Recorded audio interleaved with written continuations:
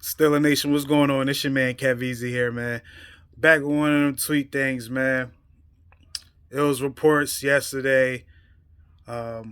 Some people say it was Mark Madden, some people say it was someone else, saying that they sources said that Kenny, the reason why he wasn't dressed is because he did not want to be the backup to Mason Rudolph. Now, it started to bubble. It started to go crazy. You know, it's the Pittsburgh Steelers is winning, so they needed something else to try to drive the drama narrative, right? It came out, Mike Tomlin, not really came out, but when the Steelers won, Mike Tomlin went 17 years without a losing season.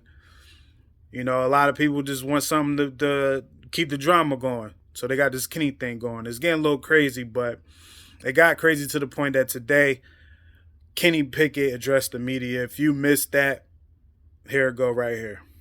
I saw reports out there that I feel like we're attacking, my character and how I am as a person, not even getting into a player standpoint of it. There was no talk of me being a backup quarterback this week in terms of being a two. If I was healthy enough to play and the trainers and coaches felt like I would look good enough to play, I was going to start and play. If they believed that I was not, which they believed I was not going to dress and suit up for the game. So whoever reported that, I don't know where it started.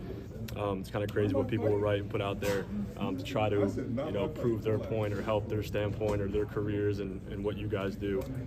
But disappointing to see that without any proof or basis of it. So this week I'm now the two. They feel good 4 weeks out of the surgery for me to dress and be the two. So I will be the two and do what I have to do to be ready to go for Baltimore. So if there's any other questions about that, I feel like I answered it pretty good there. If there's anything else, is there any Baltimore questions that we get on to Baltimore? I'm not going to lie. He's tight. He got to be the two. But, it's expected. It's expected. He's supposed to be the franchise guy. He kind of, quote unquote, lost his job at the due to injury. It's not really I won't say it's not really his fault. It's kind of your fault a little bit, Kenny. But it's also Mason's fault. Mason is playing the best at that position that we've seen all year. Even your best game, Kenny, it wasn't as clean as that, And Mason, especially this last game, I've seen a lot of people say, yeah, well, Mason, if Kenny Pickett had these numbers, you guys will be going crazy.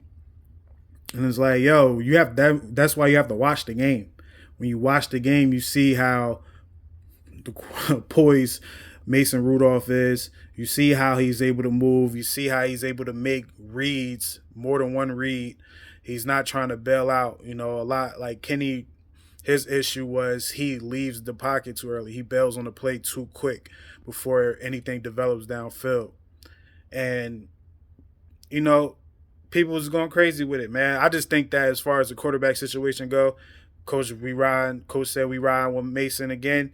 And I think it's going to stay like that if Mason continues to move the offense the way he's been moving it and the running game, allowing the running game to thrive, because it's an actual threat that we can go on top of your head so they don't got to stack the box.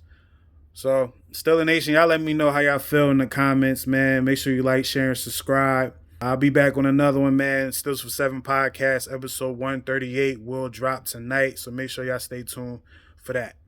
Thank you for watching. Make sure you hit that subscribe button, hit that notification button, and don't forget to follow the podcast on all streaming platforms.